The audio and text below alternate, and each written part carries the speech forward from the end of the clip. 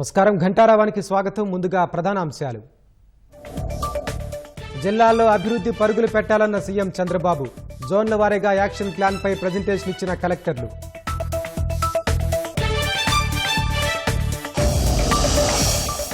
Pastor Praveen మృతదేహానికి Rajahmundry ఆసుపత్రిలో శవ పరీక్ష. అన్ని కోణాల్లోనూ దర్యాప్తు చేస్తున్నామన్న హోంమంత్రి ఎస్పీ.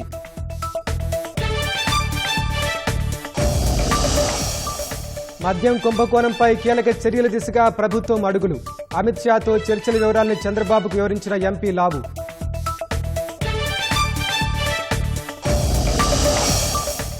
సత్యసాయి జిల్లా రామగిరిలో రెచ్చిపోయిన వైసీపీ నేత హరినాథ్ రెడ్డి. ఎంపీపీ ఎన్నికకు ముందే డిక్లరేషన్ ఇవ్వాలంటూ దౌర్జన్యం.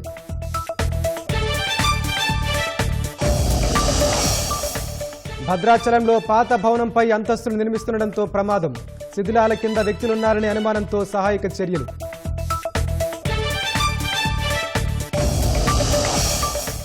ఏప్రిల్ 6న పంబన్ రైల్వే వంతెన ప్రారంభోత్సవం.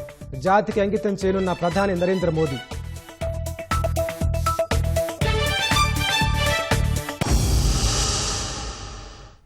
రాష్ట్రంలోని అన్ని జిల్లాలు అభివృద్ధితో పరుగులు పెట్టాలని ముఖ్యమంత్రి చంద్రబాబు ఆకాంక్షించారు. కలెక్టర్ల సదస్సులో రెండో రోజు జోన్ల వారీగా జిల్లాల యాక్షన్ ప్లాన్పై కలెక్టర్లు ప్రజెంటేషన్ ఇచ్చారు. ఆయా జిల్లాల్లోని సమస్యల్ని ప్రభుత్వం దృష్టికి తెచ్చారు. అన్ని ప్రాంతాల్లోనూ ప్రజల జీవన ప్రమాణాలు, తలసరి ఆదాయం పెరిగేలా చూడాలన్న సీఎం పరిశ్రమల ఏర్పాటుకు ప్రయత్నించాలని సూచించారు. కొత్త జిల్లాల్లో జిల్లా స్థాయి అధికారులకు పూర్తిస్థాయి అధికారాలు కల్పించాలని ఆదేశించారు. రాష్ట్రంలో ప్రతి జిల్లాను ప్రణాళికాబద్దంగా అభివృద్ధి చేయాలని, దీనికి కలెక్టర్ల సహకారం ఎంతో అవసరమని ముఖ్యమంత్రి చంద్రబాబు అన్నారు. జిల్లాల్లోని వనరులను వినియోగించుకుంటూ అభివృద్ధి ప్రణాళికలు రూపొందించాలని సీఎం ఆదేశించారు. ప్రతి నియోజకవర్గంలోనూ పారిశ్రామిక పార్కులు ఏర్పాటు చేసే దిశగా చొరవ చూపాలన్నారు. పర్యాటకానికి పెద్దపీట వేయాలన్నారు. ఉత్తరాంధ్రలో ముఖ్యంగా విశాఖ, అనకాపల్లి, అల్లూరి జిల్లాల్లో పర్యాటకాభివృద్ధిపై దృష్టి పెట్టాలని సీఎం సూచించారు. కాస్మోపాలిటన్ సిటీగా వృద్ధి చెందుతున్న విశాఖలో కనీసం 5,000 హోటల్ గదులు అందుబాటులో ఉండాలన్నారు. అనకాపల్లి, అరకు ప్రాంతాల్లో అధునాతన వసతులతో పర్యాటకులకు ఆతిథ్యం కల్పించాలని కలెక్టర్లకు నిర్దేశించారు.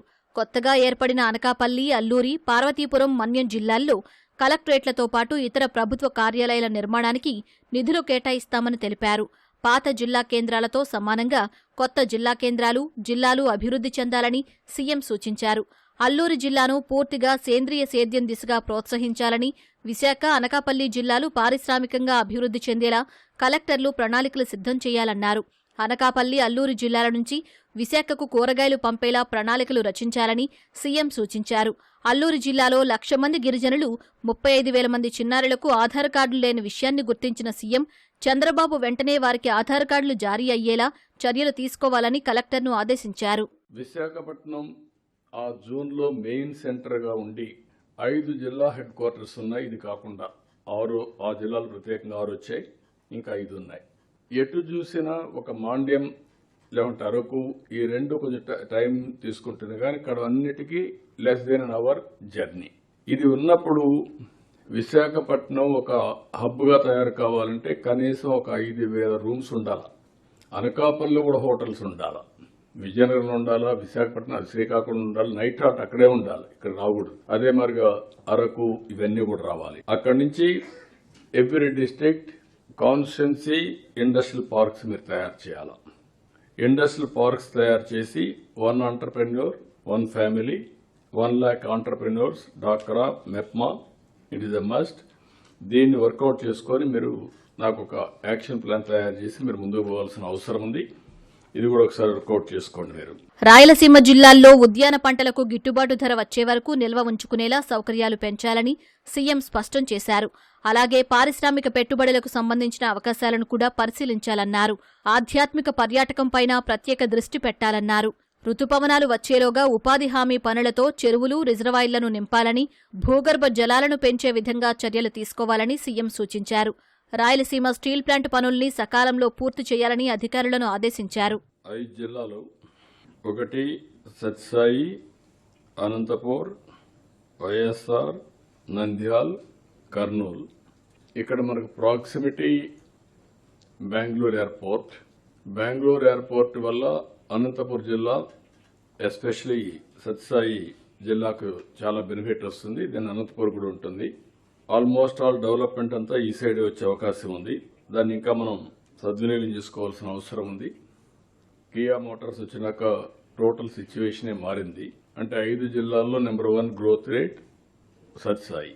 ఈ జిల్లాల్లో Sathyasai 1, number 2 Anantapur, number 3 YSR, number 4 Nandyal, number 5 Kurnool. ఈ సంవత్సరం ఆల్మోస్ట్ ఆల్ ఎక్సెప్ట్ సత్యసాయి అన్ని మైనస్, సత్యసాయి ఒకటి ఆల్మోస్ట్ ఆల్ ఇక్కడ అన్ని, ఇంకొకటి వచ్చి నంద్యాల ఒకటి, ఈ 2 పాజిటివ్ ఉన్నాయి, ఇంకా 3 మైనస్ ఉన్నాయి. ఇది మీరు గుర్తుపెట్టుకోవాల్సింది. లాట్ ఆఫ్ ఆపర్చునిటీ జిల్లా ఇది, ఈ మొత్తం ఈ ఏరియా. అందులో మనం చూసినప్పుడు మీరు కొన్ని రిక్వెస్ట్లు కూడా వచ్చాయి, అవి కూడా నేను రాసుకున్నాను. సత్యసాయి బాబా 100 ఇయర్ సెలబ్రేషన్స్ ఉంటాయి. దాన్ని ఏ విధంగా చేయాలనో అన్ని విధాలు మనం చేయడానికి ముందుకు పోతాం. పర్యాటక రంగ ప్రాధాన్యతపై తాను చెప్పిన విషయం అర్థం చేసుకోవడానికి 30 ఏళ్లు పట్టిందని ముఖ్యమంత్రి చంద్రబాబు అన్నారు. తెలంగాణ సిపిఐ ఎమ్మెల్యే కోనంనేని సాంబశివరావు ఆ రాష్ట్ర అసెంబ్లీలో చేసిన వ్యాఖ్యలను కలెక్టర్ల సదస్సులో చంద్రబాబు ప్రస్తావించారు. అయితే ఇప్పుడు అంత సమయం లేదని, త్వరగా ప్రాజెక్టులు తెచ్చి ప్రజల జీవితాల్లో మార్పులు తేవాలని కలెక్టర్లకు సీఎం సూచించారు. పర్యాటక రంగానికి సంబంధించి నిజంగా తెలంగాణ దీన్ని ఒక టూరిజం హబ్గా చేయొచ్చు.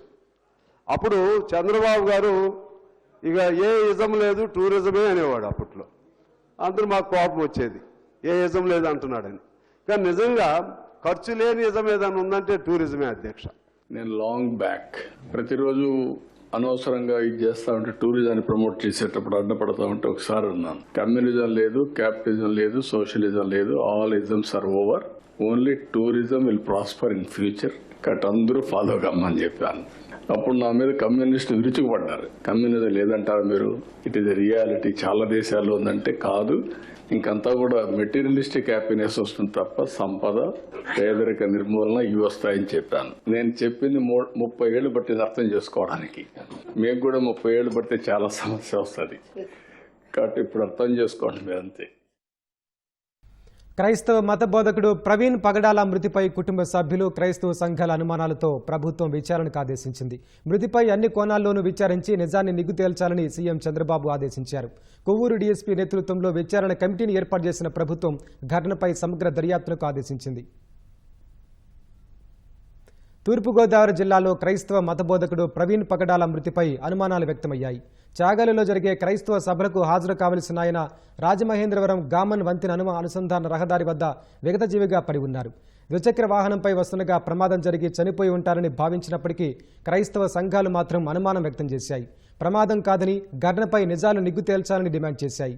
వీటిపై స్పందించిన ముఖ్యమంత్రి చంద్రబాబు పాస్టర్ ప్రవీణ్ మృతిపై విచారం వ్యక్తం చేశారు. తర్వాత హోంమంత్రి అనిత, డీజీపీ హరీష్ కుమార్ గుప్తాతో మాట్లాడి అన్ని కోణాల్లో దర్యాప్తు జరపాలని ఆదేశించారు. అనుమానాస్పద మృతిగానే ఎఫ్ఐఆర్ నమోదు చేశామని, రాజకీయంగా మతపరంగా విద్వేషాలు రగిలేలా వ్యవహరించొద్దని అనిత విజ్ఞప్తి చేశారు. ఎక్కడ కూడా ఎటువంటి ఇబ్బంది లేకుండా పారదర్శకంగా దర్యాప్తు కొనసాగిస్తున్నాం. సో ఎవరు కూడా దీని మీద ఎటువంటి అపోహలు పెట్టుకోవద్దు. డెఫినెట్గా ఏదైతే వాళ్ళు కోరారో క్రైస్తవ సంఘాలన్నీ కూడా చాలా మంది వచ్చి అక్కడ డిమాండ్ కూడా చేశారు. డెఫినెట్గా అన్ని కోణాల నుంచి కూడా దాన్ని మేము యాక్సిడెంట్గానే పరిగణించట్లేదు. అలాగే అన్ని కోణాల నుంచి కూడా దర్యాప్తు కొనసాగిస్తాము. నియర్ బై ఉన్న సీసీ క్యామ్స్ అన్నింటినీ కూడా పోలీసుల ఫుటేజ్ కూడా తీసుకుంటున్నారు. అదేవిధంగా టవర్ డంప్ని తీసుకుంటారు, సీడియాస్, ఆ నియర్ బై ఉన్న సీడియాస్ అవన్నీ కూడా తీసుకుంటున్నారు. అన్ని కోణాల్లోని కూడా ఎంక్వైరీ చేస్తున్నాం. ఒక టీంను కూడా దీనికి డిప్లాయ్ చేయడం జరిగింది. దీని మీద ఎటువంటి అపోహలు పెట్టుకోవద్దని మనస్ఫూర్తిగా నేను తెలియజేస్తున్నానండి. ఒక కమిటీని కూడా మేము ఫామ్ చేయడం జరిగింది. ఇమీడియట్గా అది ఏ రకంగా చనిపోయారు అన్నది కూడా ఈ నిజానిజాలు కూడా అతి త్వరలోనే మీ అందరి ముందుకు వస్తాం. దీన్ని అనవసరంగా కూడా మతపరమైన విద్వేషాలు రెచ్చగొట్టడానికి ప్రయత్నం చేయొద్దు. అట్ ద సేమ్ టైం రాజకీయాలు కూడా దీని మీద రాకూడదని నేను మనస్ఫూర్తిగా కోరుకుంటున్నాను. మరోవైపు రాజమహేంద్రవరం ప్రభుత్వ ఆసుపత్రిలో పాస్టర్ ప్రవీణ్ మృతదేహానికి పోస్టుమార్టం నిర్వహించారు. బంధువుల డిమాండ్ మేరకు పోలీసులు శవపరీక్షను వీడియో రికార్డు చేశారు. శవపరీక్ష పూర్తయిన తర్వాత మృతదేహాన్ని కుటుంబ సభ్యులు హైదరాబాద్ తరలిస్తున్నారు. అటు రాజమహేంద్రవరం ఆసుపత్రి వద్ద క్రైస్తవ సంఘాలు ఆందోళనకు దిగాయి. ప్రవీణ్ది హత్యేనని నినాదాలు చేశాయి. పాస్టర్ మృతిపై పూర్తిస్థాయి విచారణ చేస్తున్నామన్న ఎస్పీ ఆందోళన విరమించాలని క్రైస్తవ సంఘాలకు సూచించారు.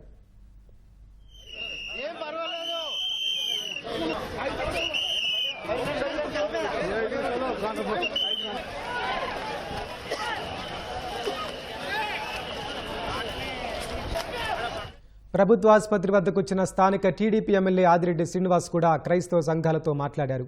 అనుమానాలకు విచారణ సాగుతోందని సహకరించాలని కోరారు. వారి యొక్క విశ్వాసాన్ని కోల్పోవాల్సిన అవసరం లేదు, అధైర్యపడాల్సిన అవసరం లేదు. కూటమి ప్రభుత్వంలో తప్పకుండా మీకు రక్షణ ఇచ్చే విధంగా మా కార్యక్రమం ఉంటుందని మీకు హామీ ఇస్తా ఉన్నాం. మనం అందరం కూడా అది యాక్సిడెంట్ అని ముందు అనుకున్నాం, కానీ ఇంకా మనం అందరం కూడా సస్పీషియస్ గా ఇంకేదైనా జరిగి ఉందన్నది మనలోనే ఉన్న అనుమానం. ఆ అనుమానాన్ని కూడా దృష్టిలో పెట్టుకుని ఇన్వెస్టిగేషన్ జరుగుతుందని కూడా మీకు స్పష్టమైన హామీ ఇస్తా ఉన్నాం.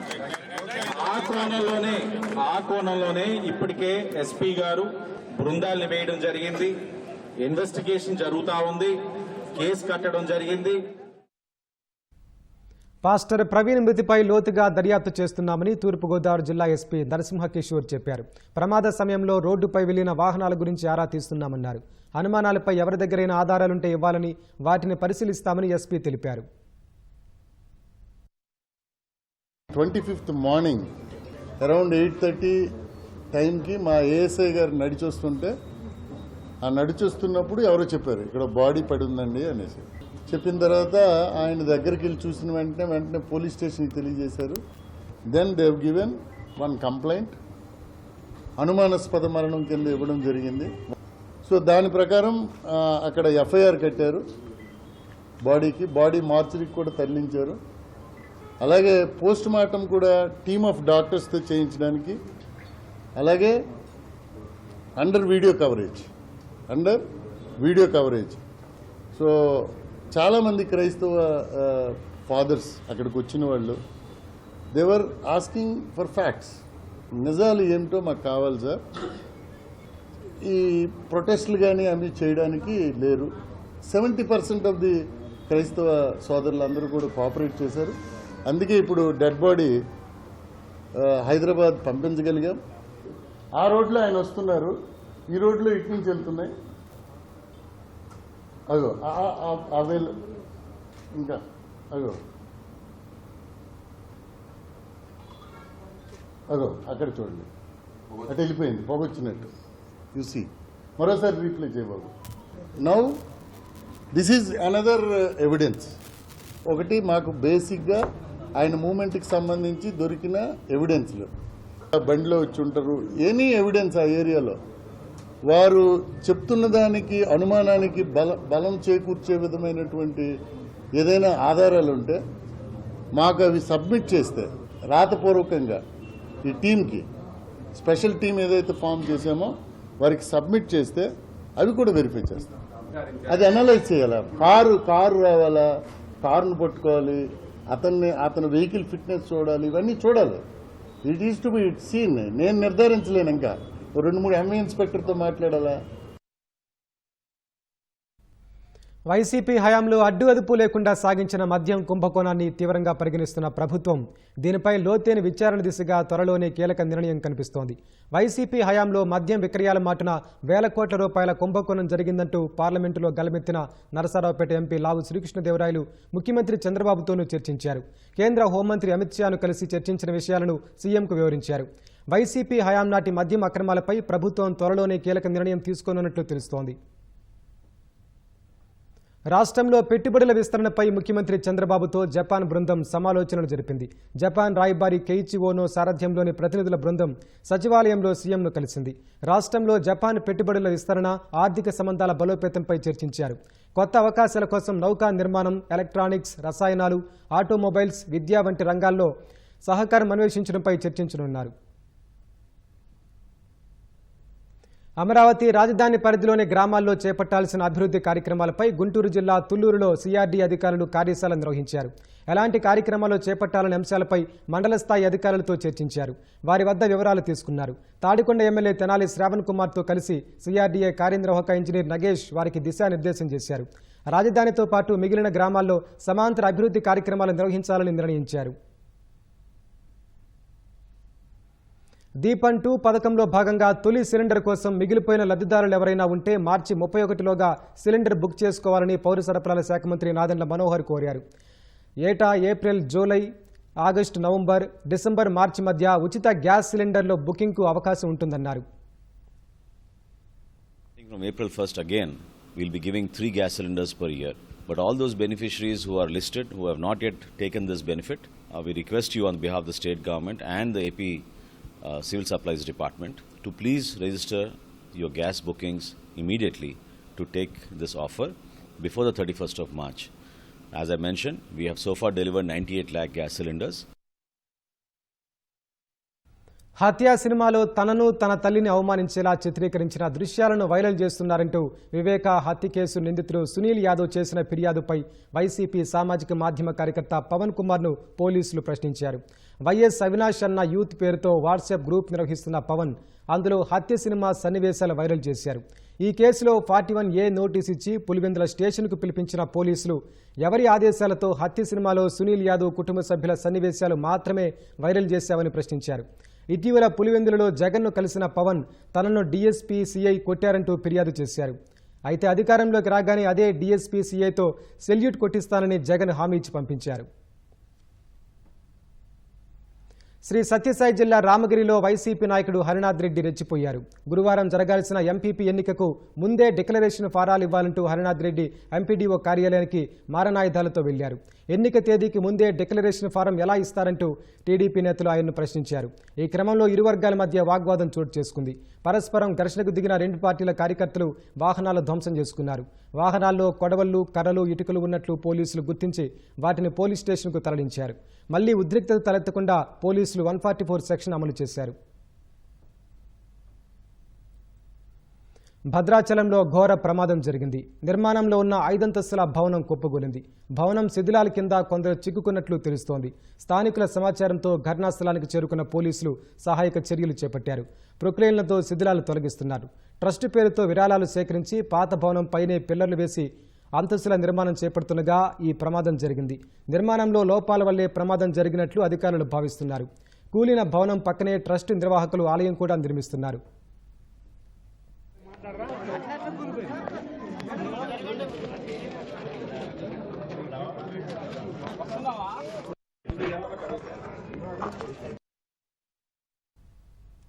సినీ ప్రముఖుల మెడకు చుట్టుకున్న ఆన్లైన్ బెట్టింగ్ వ్యవహారంపై సిట్ ఏర్పాటు చేస్తున్నట్లు తెలంగాణ ముఖ్యమంత్రి రేవంత్ రెడ్డి అసెంబ్లీలో ప్రకటించారు.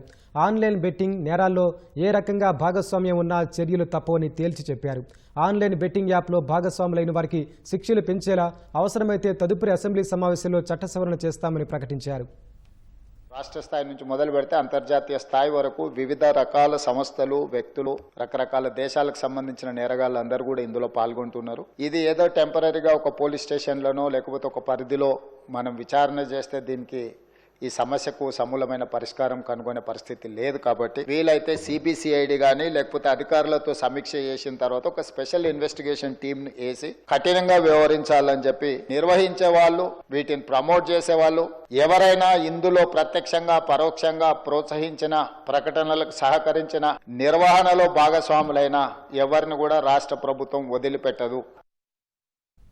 బెట్టింగ్, గ్యాంబ్లింగ్ వంటివి రాష్ట్రాల పరిధిలోని అంశాలని కేంద్ర మంత్రి అశ్విని వైష్ణవ్ అన్నారు. వాటిని అరికట్టేందుకు తగిన చట్టాలను రాష్ట్రాలు రూపొందించుకోవచ్చని చెప్పారు. ఆన్లైన్ గేమింగ్ సైట్లను నిషేధించడానికి కేంద్రానికి ఎంత సమయం పడుతుందని లోక్సభలో డీఎంకే ఎంపీ దయానిధి మారన్ అడిగిన ప్రశ్నకు అశ్విని వైష్ణవ్ సమాధానమిచ్చారు. కేంద్ర ప్రభుత్వ నైతిక అధికారాన్ని ప్రశ్నించే హక్కు మారన్కు లేదని, రాజ్యాంగంలో నిర్వహించిన సమాఖ్య నిర్మాణం ప్రకారం దేశం పనిచేస్తుందని పేర్కొన్నారు.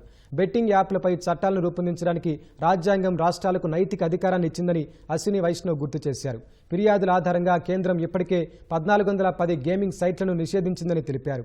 భారతీయ న్యాయ సంహితలోని సెక్షన్ 112ను ఉపయోగించి చర్యలు తీసుకోవచ్చని సూచించారు. సమాజానికి హాని కలిగించే తప్పుడు ప్రకటనలకు వ్యతిరేకంగా ఫిర్యాదుల స్వీకరణకు యంత్రాంగాన్ని రూపొందించాలని రాష్ట్రాలకు, కేంద్రపాలిత ప్రాంతాలకు సుప్రీంకోర్టు మార్గదర్శకాలు జారీ చేసింది. Drugs and magic remedies act 1954 చట్టంలోని నిబంధనలపై పోలీస్ యంత్రాంగానికి అవగాహన కల్పించాలని justice Abhay S Oka, justice Ujjal భుయాన్తో కూడిన ధర్మాసనం స్పష్టం చేసింది. 2 నెలల్లోపు తప్పుడు ప్రకటనలకు వ్యతిరేకంగా ఫిర్యాదుల కేంద్రం ఏర్పాటు చేసి ప్రజల్లో అవగాహన కల్పించే కార్యక్రమాలు చేపట్టాలని సూచించింది. కేబుల్ టెలివిజన్ నెట్వర్క్స్ రూల్స్ 1994 ప్రకారం ప్రకటనదారుల నుంచి స్వీయ డిక్లరేషన్ పొందాలని సుప్రీంకోర్టు వెల్లడించింది. ఇంజనీరింగ్ అద్భుతాల మేళవింపుతో నిర్మితమైన పంబన్ రైల్వే వంతెన ప్రారంభోత్సవానికి ముహూర్తం ఖరారైంది.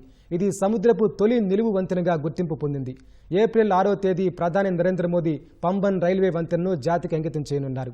2019 మార్చి 1న ప్రధాని మోదీ ఈ వంతెనకు శంకుస్థాపన చేయగా 2020లో రైల్ వికాస్ నిగమ్ లిమిటెడ్ పనులు చేపట్టి 4 ఏళ్లలో పూర్తి చేసింది. రోజు వందల మంది రేయింబవళ్లు గాలి వాన ఎండను లెక్క చేయకుండా పనిచేసి వంతెన నిర్మాణం పూర్తి చేశారు. ఈ వారధి నిర్మాణంతో రామేశ్వరం ద్వీపం ప్రధాన భూభాగంతో అనుసంధానంగానుంది. ఏప్రిల్ 6న శ్రీరామనవమి కావడంతో రామేశ్వరంలోని రామనాథస్వామి ఆలయంలో ప్రధాని మోదీ పూజలు చేయనున్నారు.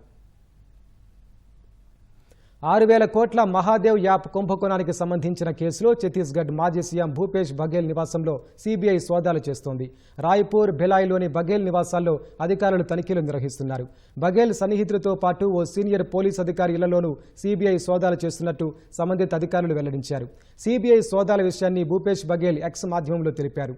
ఏప్రిల్ 8-9 తేదీల్లో గుజరాత్లో జరగనున్న ఏఐసీసీ సమావేశం కోసం ఏర్పాటు చేసిన డ్రాఫ్టింగ్ కమిటీ భేటీకి ఇవాళ ఢిల్లీకి వెళ్లాల్సి ఉండగా సీబీఐ వచ్చిందని పేర్కొన్నారు. భూపేష్ బఘేల్పై ఇప్పటికే మద్యం కుంభకోణానికి సంబంధించి ఆయన నివాసంలో ఈడీ సోదాలు జరపగా తాజాగా బెట్టింగ్ యాప్ వ్యవహారంలో సీబీఐ దాడులు నిర్వహిస్తోంది. భారీ సంఖ్యలో చెట్లను నరకడం మనిషి హత్య కంటే దారుణమైన నేరమని సుప్రీంకోర్టు వ్యాఖ్యానించింది. పర్యావరణానికి హాని కలిగించే విషయంలో కనికరం చూపకూడదని అభిప్రాయపడింది. ఎలాంటి అనుమతులు తీసుకోకుండా ఉత్తరప్రదేశ్లోని తాజ్ ట్రెపీజియం జోన్లో ఏకంగా 454 చెట్లను నరికివేసిన కేసులో justice Abhay S Oka, justice ఒజల్ భుయాన్తో కూడిన ధర్మాసనం తీర్పు వెలువరించింది. ప్రకృతి ధ్వంసానికి పాల్పడిన దాల్మియా ఫార్మ్స్ యజమానికి భారీ మొత్తంలో జరిమానా విధించింది.